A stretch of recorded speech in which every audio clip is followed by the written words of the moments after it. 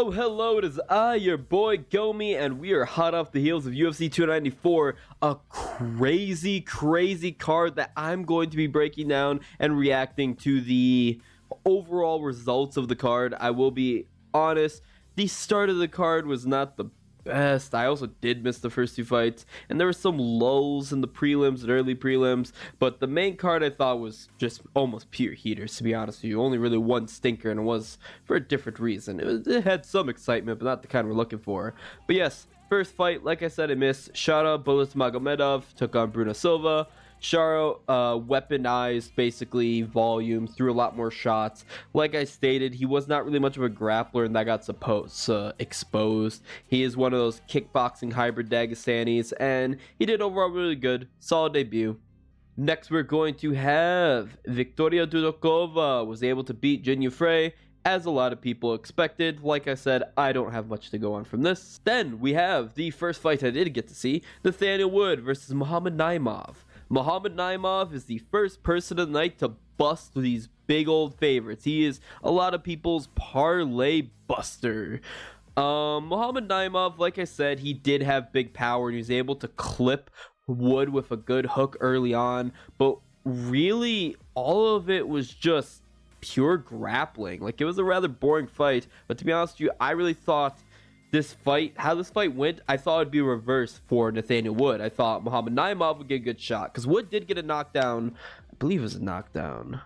I'm not sure if they credit. No, they didn't credit. Wait, neither was credited as a knockdown. That's weird. Okay, well, Naimov and Wood both rocked each other, but then I thought Wood would kind of expose him with his grappling and overall dominate there, but the size really played an advantage. One thing to have mentioned with Muhammad Naimov is he did fight at lightweight while Wood fought at bantamweight, something I didn't account for, and Muhammad Naimov got the unanimous decision. Mike Breeden actually beat Ashul Jubilee, another heavy favorite, losing mainly just due to dogness. He actually got the knockout late round 3. Mike Breeden was getting pieced up rounds 1 and most of round 2 up until the very end. But the main thing I'll say about it is he just started barking at him, chanting USA, just dogging him. Simple as that. And Ashul, he just looked like he was not ready. He looked like he was terrified. He never had seen something. He looked like he was confused. He was beaten mentally just by him being honestly a jackass. That's simply it. He just was not prepared for the average American.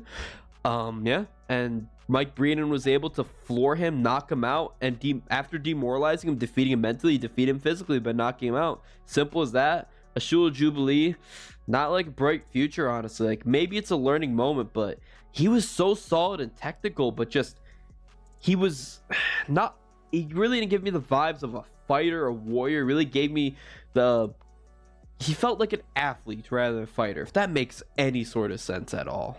Abu Aatar versus Cedricus Dumas. I didn't know a whole lot of how this fight would go. I honestly thought it was going to be a little bit more finish. Cedricus had some really nice kicks. Abu had some nice power in his shots. This was a really sloppy fight. Like I said, Dumas, he doesn't really impress me. I don't like some of his victories and losses in the octagon, and Abu never fights enough for us to really get a read on him. He's probably going to go back to hiding for another 3 years, come back and say, I'm back. Or he's going to get cut. Depends. And Cedricus Dumas, he's going to keep going on. Maybe he learned something from this. There was just a lot of just ground control. I really, of all people, I expected Abu to have more ground control. But no, it was more so Dumas just holding him down, landing some shots from the top. But not really anything special of a fight. Kind of a stinker, to be honest with you. Then, Javid Basharat crushed Victor Henry's nut. As the first TKO I've seen by Nutshot. But yeah, this sucked because it ruined a lot of my parlays that did hit, but would have hit for much more. There's another one that got ruined as well too. But yes, Javid Basharat, I had him by decision. I thought he was going to win this fight, to be honest with you. Kicked him in the balls, and Victor Henry could not continue. The doctor was actually saying he didn't kick him in the balls and it missed, which was shocking and alarming, but ultimately they ruled it no contest. I'm glad they didn't rule a foul or anything like that, but man, Basharat got some good powerful kicks that he was able to bust his nuts. But yeah, Basharat overall was landing the better strikes. It was a closer fight, but I was giving a slight edge to Basharat. I think he probably would have gotten that unanimous decision. Henry did get some few guillotines, but we didn't get to see anything. Simple as that. Muhammad Yaya versus Trevor Peek. Trevor Peek was able to win, but it was not usual Trevor Peek. He did look off. He did win by unanimous decision. Muhammad Yaya didn't really show much special ability, honestly. But the thing that was weird was, I don't know why Trevor Peek kept going for wrestling and grappling. He's not a wrestler or grappler. He's more of a wild man. It came out a few times, but I feel like there was either something wrong. Either injury during camp, bad weight cut, or honestly just going around the world Abu Dhabi. Because that's the thing we need to remember some of these fighters. They're coming in from the United States all the way to Abu Dhabi. There's like a 9-hour time difference.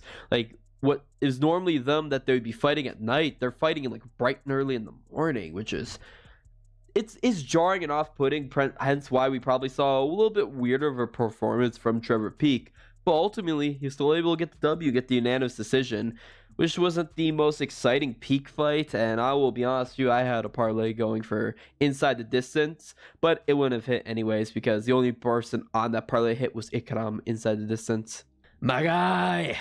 Muhammad Mokaev was able to submit Tim Elliott. This was not the most exciting of fights, most of it, but had some really interesting moments. I actually thought Muhammad Mokaev was winning each round, but actually, if you look at it, the stats kind of tell a little bit different of a story, honestly. It looks like Elliott was more accurate, but I definitely think Muhammad Mokaev won the second round, to be honest with you. But regardless, actually the judges had Elliott winning. If Muhammad Mokaev didn't get that finish, he was probably going to lose. No, he was going to lose on decision. But Muhammad Mokaev got that submission. My lock of the night hit. I knew my boy had it in him. Like I said, I'm a big fan of Muhammad Mokaev. I will be honest. Him doing the hand on ground so he can't get kneed in the head, which he still did by Elliott. I hate that. I don't care if I'm a huge fan of you. I hate that. Get rid of that. That's a stupid rule. You should be able to knee grounded opponents. Like, defend yourself at all times. If someone's holding you in a guillotine and they can knee you in the head, but your defense is putting your hands on the ground and make it easier to take damage, I don't consider that defense. I don't. But regardless, Mokaev's peak into his toss, and then also when he got locked up in that arm triangle and it picked him up and slammed Elliott then round 2, which, by the way, that's the main thing that really rocked Elliott. Elliott even said himself, like, he was thrashed after that slam. This shows the level of skill of Muhammad Mokaev. I knew he was going to get the submission.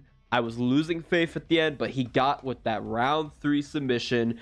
Beautiful work by Muhammad Mokaev. I'm telling you right now, he's going to be a champion. Not right now.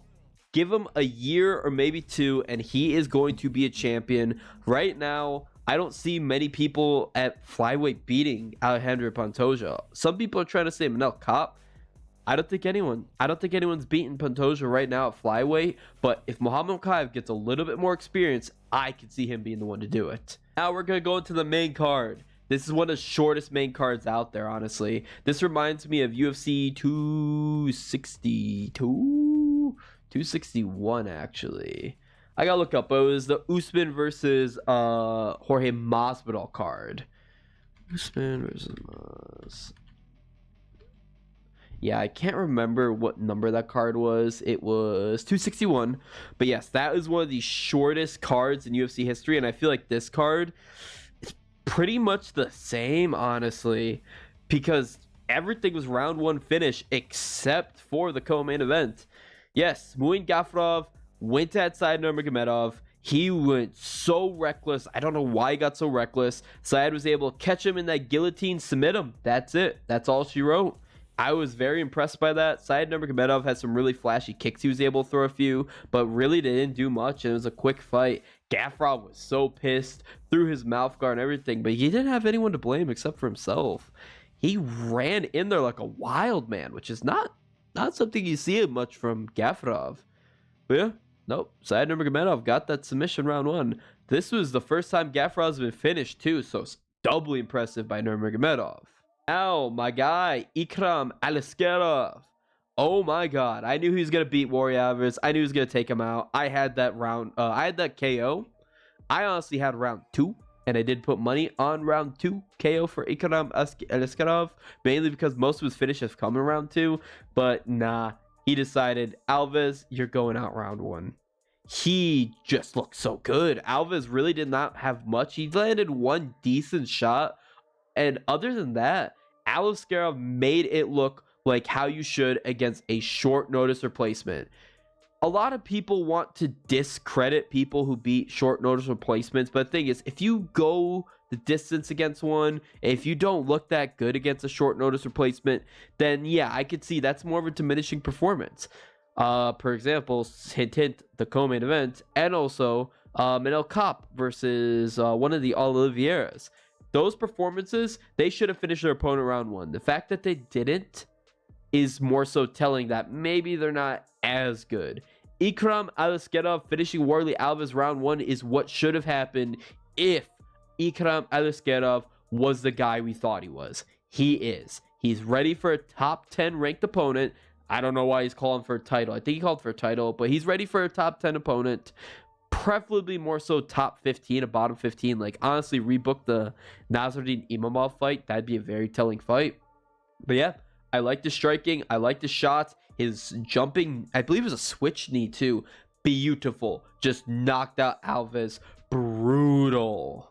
Oh my god, this was such a weird fight. I thought Walker would be the one to break my parlay, and there was a second there where I thought it would be a disqualification, and I would sit there and be, wow, Walker would screw me in every fight he has, and he would have found a new way to screw me by winning by DQ. But yeah, yes, I want to put a lot of blame on the ref. So basically, round 1, Ankalayev gets Johnny Walker down, is beating him up on the ground, and then he knees him with a brutal, illegal knee.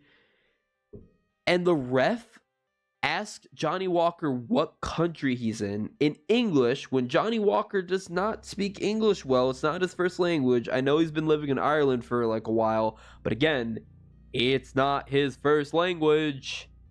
Ask him where he is. He says the desert. Okay, well, yeah, and then he calls the fight. So stupid. So stupid. I'm happy he did that and gave a no contest rather than just giving him the DQ win, because I would have been screwed. But ultimately, at the end of the day, I wish Magomed just didn't throw the knee, because then we could have saw a good fight, because it was being interesting. When Magomed went for that shot to the body, Walker faked it, then he launched the knee, Magomed barely missed. I was like, this is going to be a crazy fight. This is going to be a crazy fight where I'm going to be at the edge of my seat, but nope. It was also very, very like chaotic. The fact that he pushed the ref, was really trying to go at Magomed. I really feel like he just told, hey ref, that was a stupid decision. He's ready to fight. You even saw he was ready to fight. And I wish they would have just let the fight continue, but they did not. Ultimately, no contest. Magomed Ankalayev is cursed. My god. This fight, no contest. Last fight was a draw. He's not in the good graces. I don't know. He might not be in the good graces of Dana White, but I know Johnny Walker's not in the good graces of Dana White. Dana White had to go in there and tell him to sit down. Jesus, man. Dana White's like the freaking kingpin out there, bro. My God. Then we have Khamzat Chimaev wins a majority decision against Kamaru Usman. A lot of people are saying robbery for Usman or saying draw. Nah.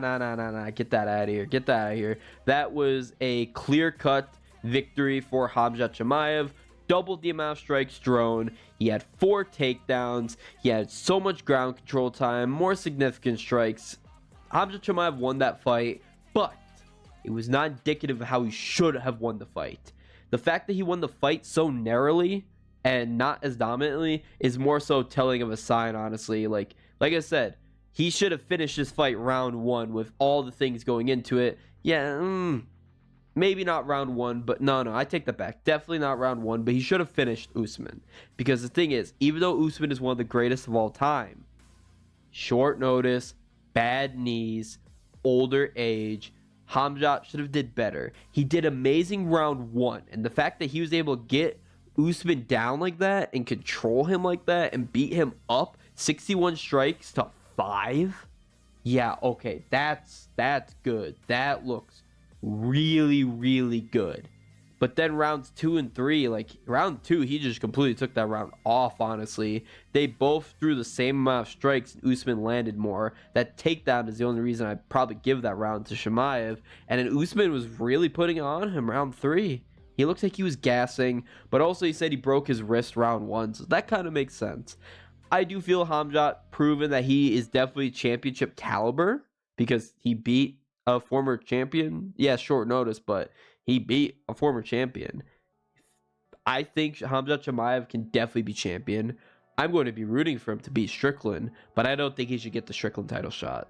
I think it should be done against Duplessis, and then you could give Chimaev the title shot. Rebook the Paulo Costa fight, honestly, and let Chimaev fight another middleweight. That'd be nice. But you know, Dana White, he's going to want to push for Khamzat Chimaev to get that shot because he wants to crap on Dricus Duplessis for not taking that short notice fight. But I just got to say, man, that first round, that showed that Chimaev is definitely championship caliber. That was an amazing first round. It's just that rounds 2 and 3 were good. Like I said, broken wrist might have been what led to that. But also, I don't know. Also, why in God's name did he get his brown belt for that? That's a little bizarre, but oh well. And then the main event of the evening, Islam Makhachev finishes and knocks out Alexander Volkanovski round frickin' 1. Insane. And it's sad because I know damn well, like, he should be pound for pound number 1. He should. I think so. I really think he should, but I know he's not gonna. He's not even gonna move probably because they're gonna use the short notice. Yes, this is short notice Volkanovski. But stop saying that. Short notice Volkanovski would have beaten half of the lightweight roster. Short notice Volkanovski, the same Volkanovski we saw that night, is only losing to probably Justin, Dustin, and Charles. I think he beats everyone else. If Islam Makhachev was really that much of a fraud and wasn't as good as he is, it would have went to decision. It would have went to like later rounds, but no, he finished him round 1 with a beautiful head kick. And I need to talk about that head kick because that head kick was such a beautiful read. I know Khabib was in his corner, but he was in his training camp. I don't know if that read was from Khabib or Javier Mendez. I could see it coming from both. But you know, so Islam Makhachev's game plan was that kick, and he set that up. Islam Makhachev, and I always said this, has had sneaky kicks and has always been a good striker. No, he's been an excellent striker. He has the highest significant strike accuracy in the lightweight division. He's just the best defensive striker, while I do think Oliveira and Gaethje are better offensive strikers, and Dustin as well too. But Islam's defensive striking is just so good to the point where he can hang and trade with those guys. Then add in his grappling. So regardless, back to the setup of the head kick. That was set up by Max Holloway.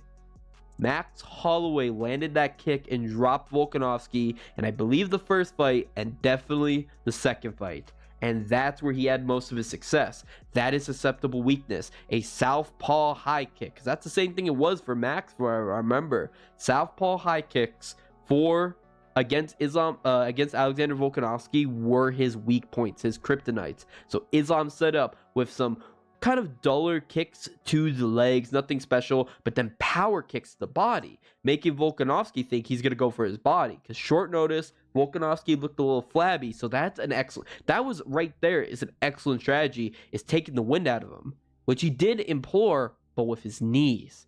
His kicks to the body, while he did land one really good one, they were misdirections. He kept landing them, and that's the end of the day. Like, Volkanovski is like, I need to protect my body. He's taking the wind out of me. That's his main goal, the knees and kicks the body. Oh, nope, here's the head kick.